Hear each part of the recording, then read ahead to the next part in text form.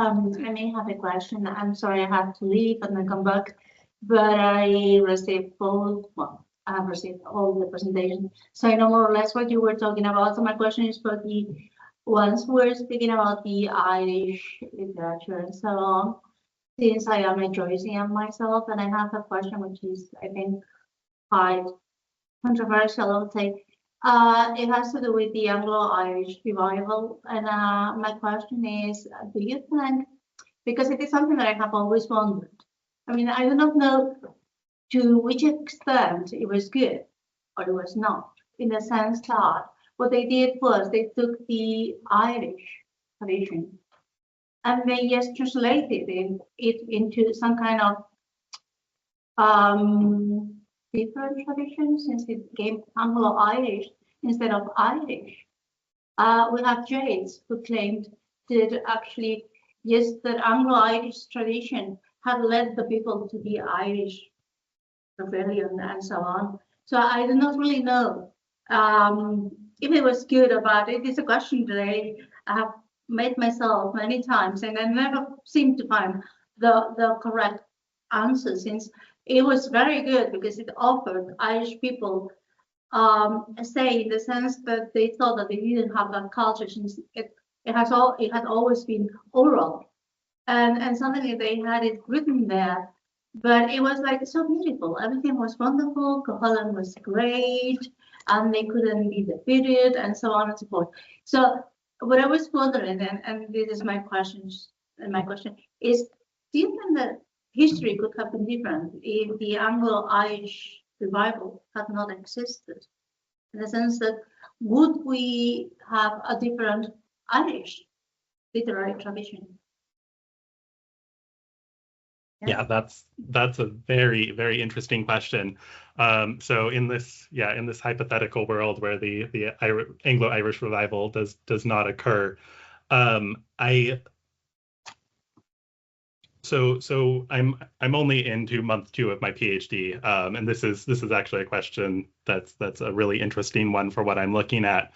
But I think that so much of the movement for Irish independence was tied up in this cultural revival that occurred at the same time, that I'm not sure that Ireland would have ever made it to the point of fighting for its independence if the revival had never happened. Now, there is a different question in there as well, where maybe what if the revival had happened, but more through the Irish language than through this translation in English medium. And there was a significant language movement at the time as well, but it was not as robust, I would argue, as the English language movement. There wasn't as big of an outpouring of literature in Irish during the revival. And a big part of that was just because of how anglicized Ireland had already become by this point in time. So I don't know that a purely Irish language focused revival would have had the same effect either. So my best guess would be that in this world where the revival through these Anglo-Irish, really major figures like Yeats, for instance, if it hadn't happened, I suspect that there wouldn't have been the energy required for Ireland to separate from Britain. And it would probably still be part of the United Kingdom today. Yeah. Thank you very much. Yeah. Okay. Do we have any other questions? We have around 12 minutes still, don't we? Yeah. Okay. So if not, I have a couple of questions. Okay. So Denisa, I was wondering, maybe this is a little bit of, because I was trying to see if I pronounce the names of the Irish names, please do tell me, because I butchered Tyler's one, so I'm so sorry. So you mentioned that Aoife narratives embodies both sorrow and guilt, and do you see her portrayal as an act of redemption or more as a reclaiming of boys? What do you think? Thank you for your question. It's interesting. I'm sorry. It's quite interesting because when I was reading the book, the novel, I immediately knew that she did it because when I was reading the novel, she was at some point she was trying to turn the rage into wit. I don't know. It's not justification, but saying it's because of this. It may seem at the beginning justification, but it's just rage mixed with lots of feelings. You know, like a kind of bomb that it's about to explode, and it's all that trauma that has been I don't know, it has been accumulated throughout her stages. And at the end is super interesting to see how she switches the tone and just trying to say, okay, I have explained my version. Now I'm a kind of peace, knowing that I have reclaimed my voice and I have explained what happened with her own version, of course. And yeah, I think it's a touch upon different things, you know. It's about reclaiming her voice also as a kind of not justification but making justice, because she has been suppressed. And yeah, I mean, the book, the legend is supposed to be a kind of symbolization for the coming of Christianity in Ireland. So trying to see how all this enduring the suffering of the swans, that at the end there is redemption, so to speak, because of the suffering. But I cannot see that with her. It's more that reivindicative thing, rather than, yeah.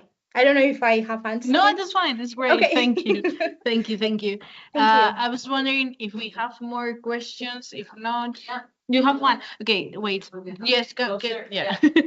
So you were talking right now about Lorena, sorry. No, Denisa. Denisa, sorry. I don't know about the Sorry. name, what happened. Yeah, Denisa, you were talking about this reconfiguration of narratives of victimhood and all this stuff.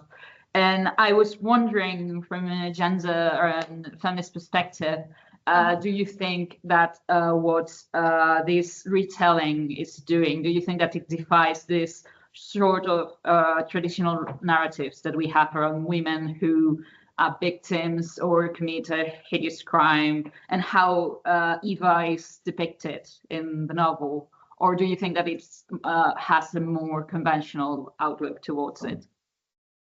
Thank you for your question. Of course, this is because there is a kind of difference with what I can see. We have some of the way of the feminist literary criticism who are just replaying the fairy tales, so to speak, but it's not an extension, or it doesn't add more depth into it. And then we have this kind of an extension of this wave, so to speak, in which they take the fairy tales or the myths and try to go a little bit deeper in it. And also it's different than the conventional, because here we have, yes, you have the conventional side, which is the legend, but also you have the deeper insights into the book that goes more than the legend, because at the end you can also see what happens after the legend has ended. I don't know if I'm explaining myself. There is like a kind of after, what happened after the legend, because when I read the myth, the original myth, I got the feeling that okay, and that's it. I mean, there's no particular ending to it.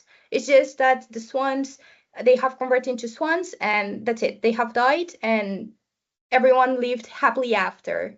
So this tries to go, or even if you want to call it, transgress those limits and make it more unconventional than, for example, what will you have in Angela Carter or something.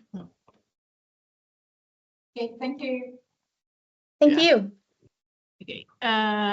Yeah, I didn't tell you, but if you want to ask any questions in the chat, or if you want to ask each other questions, if not, I have more. I don't know. We'll have time. Oh, okay. So we have one question. Wow. Okay, let's see. I have a question for Tyler Baxter regarding the representation of phantoms and so on. I did a brief analysis comparing Wilde's The Phantom of Canterville and The Signalman by Dickens. And I was wondering, regarding this dimensional ambiguity of phantoms, whether do you think that apart from the symbolism, phantoms are or can be analyzed as representations of the psyche? You know, I mean, regarding this evolution of psychiatry and mental illnesses and so on. And I was wondering also if you consider that phantoms could also represent or could be examples of a cultural representation or symbolisms as well.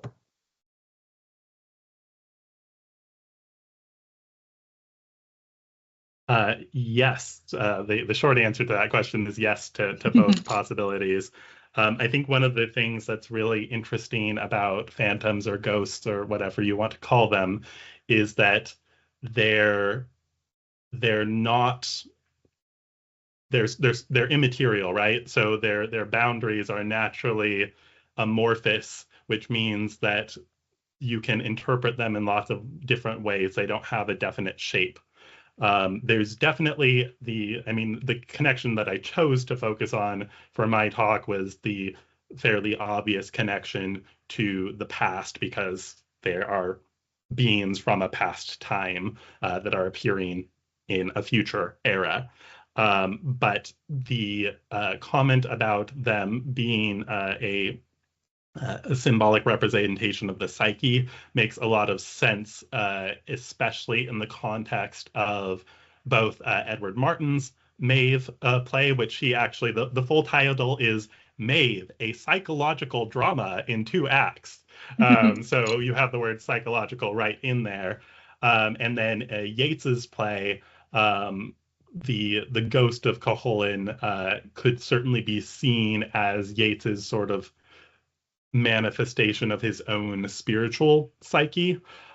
He grapples throughout he has 5 different Cuchulainn plays, and I only touched on one of them, but he grapples in those plays and in other works of his with the spiritual and what it means to achieve a higher spiritual existence. And this play has Cuchulainn's ghost tempted to essentially join the spirit world, to truly die, but in that way to become unified with this greater spiritual existence.